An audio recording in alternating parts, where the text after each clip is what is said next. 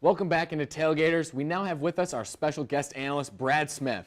Brad, thanks for being with us here today. How you doing? Doing good, no problem, guys. I hope you had a great spring break and hope you're having a good day today. Yes, Oh, yeah. sir. All right, let's check out some basketball. If the NBA season were to end tonight, no games for today, but if it was to end tonight, we would have a clear view of what the bracket would look like. Let's start in the East with the number 1 seed Cavs, number 8 Pistons. Brad, who do you got? Well, with the Cavs, you have their big three with LeBron, Kyrie, and Kevin Love. But I've really liked the way Kevin Love has played this season. I mean, the guy's averaging 15.8 points per game, 9.9 rebounds per game. And you got to look at J.R. Smith. Sometimes you don't know what you're going to get with the guy, but at some point he can go off for about 30 points. And then you got to look at the Pistons. It's a big breakout year for Andre Drummond, the big man down low, who leads the league in rebounds at 14.9 points per game. Reggie Jackson, they got from the Oklahoma City Thunder last year, he's averaging 18.5 points per game and 6.3 assists per game. Back to the Cavs, LeBron, he's having a phenomenal year again. The guy's always in the MVP race. He's 5th in the league in scoring at 25.1 points per game. He's averaging 6.2 steals per game. And he's just a freight train coming down the middle. Nobody wants to stop him unless you want to probably get injured for the rest of the season. Despite some internal issues, though, however, with the firing of David Blatt early, even though the team was in first place, I still don't understand that firing because Tyronn Lue, in fact, hasn't really done that much better than David Blatt did. But they're still on top of the East. They're still going to be fine, and they're still going to make a push to the playoffs. Back to Detroit, though, Andre Drummond, he's going to have to figure out how to hit a free throw. I don't know if you heard, but he missed an NBA record 23 free throws earlier in the season, and that could be a big problem for the Pistons if they want to make a run. In this, though, I see Cleveland winning this easily in about 4 or 5 games. Drummond might have one big game, but other than that, Cleveland is too experienced and is going to run away with this. Awesome. The thing with Cleveland, you really, it comes down to the big three, and you never know which Cav team you're going to get. Are you going to get the team that destroys the Clippers or the team that loses to the Jazz? So. Exactly. Either team, you really don't know. Just whatever night they're going to give you is what they're going to get. Exactly. Let's move on now. Number 2 Raptors versus the number 7 Pacers. What do you think? So the Pacers, they're not as deep a Pacers team as in the years past, but they're still good nonetheless. Paul George, he's back to full form. He's averaging 23.4 points per game, and he's playing at a very high level. Toronto, however, is having a very impressive season, one of the best they've ever had. Kyle Lowry and DeMar DeRozan, they're the leaders for that offense. When they go, the offense is unstoppable. DeRozan leads the team with 23.7 points per game, and Lowry is just right behind him at 21.5 points per game. Dwayne Casey deserves all the credit for this team, however. He's led them to their first 50-win season ever, and it's just amazing to look at how this team has improved year after year. Back to the Pacers, they do have Monte Ellis other than Paul George, and Ellis is a veteran guard, and he's averaging 14.4 points per game, and he can still light it up at any time on the court. Some of my predictions, though, for this game are 2 X factors. One is the big man, Jonas Valanciunas, and of course, Toronto's #1 fan goes by the name of Drake. He obviously adds a little firepower to that bench on the sideline, talking trash a lot. And Jonas Valanciunas, he's a beast down low. He has 14 shots. Over the past 14 games, he's blocked. Over the past 5 games, my bad, he's blocked 14 shots, 3 times more than anyone else on his team. So if those 2 guys, Drake, Jonas Valanciunas, and the rest of the team, they can play to their full potential, I see them beating Indiana easily in this series. I'm going to have to agree with you there. Now, the Raptors in the past, they've had some playoff struggles, but I think this season is a year that they're going to get over that. So moving on, we got the number 3 Hawks and the number 6 Hornets. Brad? Hawks, again, this is a very balanced team with some veteran leadership. Paul Millsap is basically the Atlanta Hawks this year. He leads them in every offensive category, points, steals, rebounds, blocks. The guy is all over the floor. He's a veteran leader out there. The Hornets, though, Kemba Walker. I have loved this guy since UConn, and he continues to amaze me day in and day out. Leads the team in scoring at 21 a game. He leads the team in steals at 1.6 steals per game. And he's just all over the court, freakishly athletic.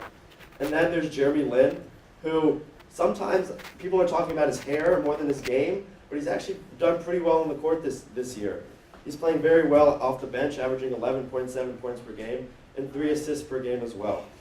The Hawks have a very good, some good young players in Tim Hardaway Jr. and Dennis Schroeder, who I think can provide a big spark off the bench. However, Atlanta does not have that one star that I feel would help them push further into the playoffs. And I do see, this is my upset pick, I see Charlotte actually beating the Hawks. Really? In a very tight series. I see Charlotte winning in probably 6 games. Wow. Kemba Walker can take over a game at any point, and he's just too good for Atlanta to stop, and they just don't have enough firepower to match Charlotte's offensive output. It should be a competitive series and really fun to watch, though. Carolina has had some heartbreaks in the past year, really to say have, the for least. sure. So I think they need this. They need a little bit of a revival. Right. Right? All right, Hornets might just do that. moving on. Now we got the number 4 Celtics against the number 5 Heat. Who do you got? So this Heat team, obviously, they don't have LeBron, so they're not the team that we're accustomed to seeing, but they still have Dwayne Wade. Chris Bosh, most likely, is probably not going to be back with that medical issue, but Dwayne Wade's still putting up pretty good points. He's averaging 19 points per game, and he's Dwayne Wade, so he can go off at any point, even though he's older in his career. And finally, to the Celtics. Look, I love when a little guy plays well in the NBA. Gives me hope. Maybe, one day, sometime I could play in the NBA. But Isaiah Thomas, he's listed at 5'9". He's probably about 5'7", and he's just dominating this year. This is his pivotal season. He's a great finisher around the rim. He's averaging 22 points, 6 assists per game, and he's just an unbelievable basketball player to watch. Marcus Smart is also a great player off the bench and can provide a lot of energy. With the Heat, though, you got to look at Hassan Whiteside. Other than Dwayne Wade, he's their most pivotal player. He's having a historic season nonetheless, in terms that they're comparing him to stats that Kareem Abdul-Jabbar had. Anytime your stats are being compared to Jabbar, you must be doing well. He's averaging a league lead 3.7 blocks per game and 11.8 rebounds per game, and he's 4th in the league in field goal percentage at 61.4. The guy's playing phenomenal. Boston, this team can get on the break whenever they want, and they can finish at the rim. Brad Stevens, he's done a phenomenal job, and I just see Boston winning this series. They just ended the Warriors' 54-game home winning streak, so they have a lot of toughness and can really battle anybody. They don't really care who they play. They're very tough. I do see them winning this series in 7. Miami's probably going to squeak out about 2 games. Awesome. I think the East will be very, very interesting. Now we're going to head over to the West. We got the Warriors and Jazz. On paper, it looks like a pretty easy choice. What do you think? The Jazz did beat them. Yeah, they did. Not many teams can say that. Back to the East for one quick second. I do see Cleveland, though, actually winning the East. Okay. But moving on to the West, Golden State, there's really nothing more you could say about this team than wow. Exactly. They're just unreal. The Splash Brothers, Klay Thompson and Steph Curry, have been money since the beginning of the season. Curry's been playing out of his mind. I'm sometimes jumping out of my seat 4 times per game by the crazy plays that he makes. He leads the league in scoring at 30 points a game, and his ball handling is just unreal. Makes guys on their toes, makes them fall probably about once a game. And sometimes there's half-court shots that he makes that are just now like layups for him. Draymond Green, though, Mr. Triple-Double, he's averaging 14 points, 9 rebounds, and 7 assists per game. He's probably their 3rd or 2nd best player.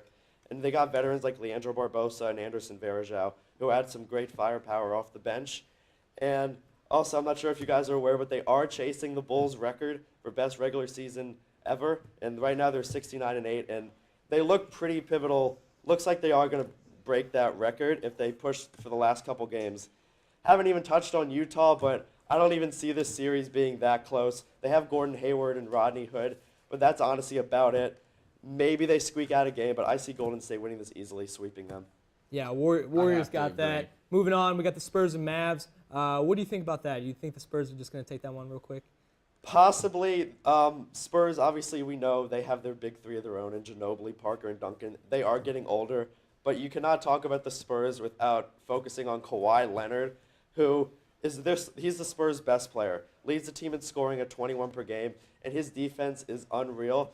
His hands are so big, it probably like cuffs the ball. He's crazy. He guards your best player every game, and he basically shuts them down or holds them to probably 10 points less than they have usually. Spurs right now, they're 39-0 at home. They could be the best team. They could be the first team ever to go undefeated at home after the Warriors lost earlier. Popovich, he's going to have his team ready no matter what. And just like the Warriors series, I don't see this series being close. The Mavericks might squeak out a game just because, they have Dirk. They got some veterans like Chandler Parsons who might be able to squeak out one game, but the Spurs they're too good. I don't see them losing one game. Maybe they lose one, but it's either a 5 or 4 game series. Yeah, I think you can never really count Dirk Nowitzki out. I think, like you said, they could maybe squeak out a game. But again, just like the Warriors, the Spurs are going to just roll. Yeah, moving on now. Thunder and Trailblazers. What do you think? Thunder, they're a similar team that they have in the past. They have Kevin Durant, they have Russell Westbrook, and those are their two main players that have been for years now. Westbrook is a freak. He's had 16 triple doubles this year. His stats are in comparison to Oscar Robertson, one of the greatest players of all time. Durant is third in the league in scoring at 28.1 points per game, leads his team in rebounds at 3.8 per game. And you can't forget about the defensive presence down low of Serge Ibaka. He leads the team with 2 blocks a game. Westbrook, he plays out of his mind, plays angry every game. And I see them actually having a competitive series with Portland solely because Portland has Damian Lillard, who can go off at any point. He has 25.3 points per game he's averaging. And they also have CJ McCollum, who's a good spot-up shooter, shoots about 40% from 3. So I actually see this series being pretty competitive. I see the Thunder winning in probably 6 games, but Portland's going to give them a run for their money. Yeah, Damian Lillard, he didn't even make the All-Star team. All-Star So I snub know right there. he's playing with a lot of anger. Yeah, and for last sure. but not least, maybe it is least, we got the Clippers and the Grizzlies. Brad? Look, this is a really interesting series in the West. The Clippers have had a very up and down year all season, but they have Chris Paul running the point. You know he's going to give it his all. He's 4th in the league in assists at 10 per game, and he's definitely a catalyst out there running the point. He's able to create his own shot off the dribble, find the open player. DeAndre Jordan, probably their second best player. He's a human highlight reel. He puts people on a poster probably every game, and he's just a fun player to watch. Can't hit a free throw, though, so that's one big problem that they're going to have to work with and try to overcome. I've also loved how J.J. Redick's played this year, shooting 47% from 3, and has really contributed well for the Clippers. And they're really good on the fast break with CP3 trying to find the open man. Memphis, they've been the walking wounded this year. They've played so many guys, and at this point, Kolar, they might have you suit up and play I a can hit game. 3. Yeah, you could probably knock one down. They've been so banged up, and this series shouldn't be that close. I actually see the Clippers winning in probably 4 or 5 games. They're just too explosive, and Memphis is just too injured. And for the West, for the entire West, I see the Warriors winning this. It was between them and San Antonio, but this is the Warriors' year. It's a magical year for them, and I just see them pulling it out and going to the finals.